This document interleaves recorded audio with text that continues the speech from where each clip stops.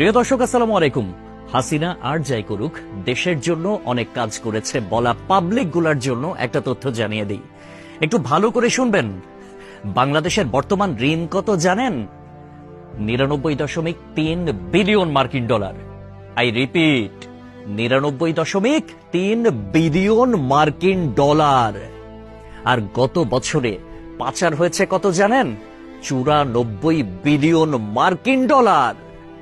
হিসাব করে দেখলাম, তিনি যেই টাকা পাচার করেছেন সেই টাকা দিয়ে মাত্র 697টা মেট্রো রেল, 397টা স্যাটেলাইট আর 36টা পদ্মা সেতু বানানো যেত। একটা 1000 টাকার নোটের ডাইমেনশন কি, সেটা নিয়ে না হয় অন্য এক সময় আলাপ করা যাবে। ধরুন 11 লক্ষ কোটি টাকা 1000 টাকার নোট দিয়ে একটার উপর একটা রাখলে এর উচ্চতা কত হবে জানেন? 2750